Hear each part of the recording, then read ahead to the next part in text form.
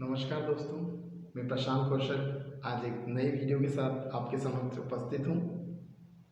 और इस वीडियो में हम एक बहुत ही अच्छी स्टोरी सुनेंगे और इससे कुछ सीखने का प्रयत्न भी करेंगे। तो दोस्तों, स्टोरी स्टार्ट करते हैं। ये स्टोरी 3 लकड़हारों की है जो एक ही राज्य से बिलोंग करते हैं। ये तीनों लकड़हारे अपने राज्य में बहुत ज़्यादा फेमस होते हैं। इनका काम बहुत ही अल्टीमेट होता है, इनकी क्वालिटी बहुत अल्टीमेट रहती है, सभी लोग इनको नाम से जानते हैं इस राज्य में। तो लकड़ी के काम में इन तीनों का बहुत ज़्यादा नाम था, बहुत ज़्यादा महारत हासिल कर रखी थी इन तीनों ने। राजा को भी इन तीनों के नाम पता थे। तो राजा सोचता है कि आखिरकार इन तीनों में से बेस्ट कौन है, ये जानना पड़ेगा। और इसके लिए राजा एक कंपटीशन ऑर्गेनाइज करता है। वो तीनों को अपने महल बुलाता है और बोलता है कि आप तीनों को 3 दिन दिए जाते हैं। आप तीनों को मैं 3 दिशाओं में भेज दूंगा। इन तीनों दिशाओं में जाकर आपको पेड़ काटने हैं। जो सबसे ज़्यादा पेड़ काटेगा वो विनर होगा।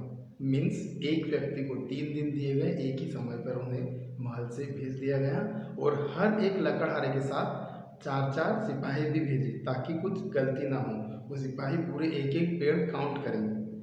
तो उन्होंने अपने इंस्ट्रूमेंट जो भी आरी और कुल्हाड़ी जो भी लेते हैं वो लेके अपने अपने साथ जंगल में चले गए। तीनों दिशाओं में तीनों लकड़हारे चले गए एक ही समय पर। पहले दिन जो पहला लकड़हारा था उसने 1000 झाड़ काटे। सब लोग बहुत ज़्यादा खुश थे। दूसरे लकड़हारे ने पहले दिन 700 के करीब झाड़ काटे, मगर तीसरे लकड़हारे ने एक भी झाड़ नहीं काटा। उसने ज़ीरो काम किया, उसने एक भी झाड़ नहीं काटा उसने।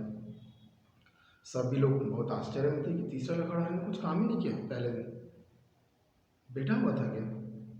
फिर उसके बाद दूसरे दिन फिर से देखा गया तो दूसरे दिन ख़त्म होते होते जो पहला लकड़हारा था उसने 500 झाड़ और काटे, तो 1500 झाड़ टोटल हो चुके थे पहले वाले लकड़हारे के। दूसरे लकड़हारे ने भी 600 के आसपास झाड़ काटे और उसके 1300 झाड़ हो चुके थे।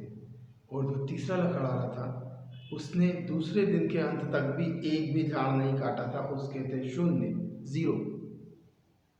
अब सभी लोग आश्चर्य में रह गए कि ये जो तीसरे नंबर का लकड़हारा है ये तो कंपटीशन से बाहर है, ये तो हार चुका है।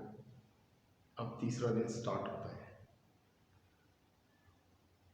तीनों लोग काम पे लग जाते हैं और तीसरे दिन के आखिरी में जो पहला लकड़हारा रहता है वो बड़ी मेहनत करके 300 झाड़ और काटता है और इस तरह से उसके टोटल 1800 झाड़ हो जाते हैं। पहले दिन 1000 काटता है, दूसरे दिन 500 और तीसरे दिन 300। इस प्रकार से उसके 1800 झाड़ हो जाते हैं। और जो दूसरा लकड़हारा रहता है जिसके 1300 झाड़ थे वो तीसरे दिन सिर्फ 200 झाड़ काट पाता है और उसके 1500 झाड़ होते हैं। तो इस प्रकार से पहले के 1800 और दूसरे लकड़हारे के 1500 झाड़ कटते हैं। और जो तीसरा लकड़हारा था उसने लास्ट डे जो स्टार्ट किया था काम, उसने 5000 झाड़ काट दिए एक दिन में, 5000, and he was the winner. वही फर्स्ट आता है, वही जीतता है। सभी लोग अचंभित हो जाते हैं कि इस लकड़हारे ने ऐसा क्या किया। 2 दिन तक तो कुछ काम ही नहीं किया था और तीसरे दिन 5000 झाड़ काट दिए, वो भी सिर्फ मुश्किल से 5 से 6 घंटों में, और वापस से आराम करने बैठ गया। तो राजा ने आखिरकार पूछा कि हे लकड़हारे, ऐसा क्या काम किया आपने। तो वो बोलता है कि राजा जी, मैंने ऐसा कुछ नहीं किया, मेरा काम करने का तरीका ऐसा ही है। मैंने 2 दिन अपनी हेक्सा और जो कुल्हाड़ी है उसको बहुत अच्छे से धार करी और तीसरे दिन मैंने काम स्टार्ट किया। अगर मैं ब्लंट हेक्सा और कुल्हाड़ी से काम करता तो कितने दिन चलती और कितना काम मैं करता, उससे मेरी कितनी एनर्जी वेस्ट होती। वहीं पहले और दूसरे लकड़हारे थे, उनकी हेक्सा ब्लंट होती गई और उनकी जो काटने की एफिशिएंसी वो भी कम होती गई। तो मेरे दोस्तों, हमें इस कहानी से यही सीखना चाहिए कि हमें अपने आप को शार्प करना पड़ेगा। अगर हम डायरेक्ट अपने आप को किसी काम में लगा देंगे बिना तैयारी के, तो क्या होगा, उस काम का आउटपुट नहीं मिलेगा। We have to sharpen our self. अगर हमने अपने आप को शार्प नहीं किया है तो क्या होगा, हमारी क्वालिटी कहीं ना कहीं डाउन होती जाएगी। We have to give time to our self. अगर हमने अपने आप को तैयार करने में जितना ज़्यादा टाइम दिया है, हम उतना अच्छा एफिशिएंसी देंगे। किसी भी काम को करने से पहले हमें अपने आप को प्रिपेयर करने में ज़्यादा टाइम देना है, ना कि उस काम करने को। हो क्या रहा है, हम लोग काम करने में ज़्यादा टाइम लगाते हैं और बहुत एनर्जी वेस्ट करते हैं, थक जाते हैं, हार जाते हैं। उससे अच्छा है हम उस काम करने की स्किल्स पे ज़्यादा काम करें। अगर हमने उस स्किल्स पे ज़्यादा काम कर लिया तो वो काम करना बहुत आसान हो जाएगा, हम थकेंगे नहीं। That is called smart work.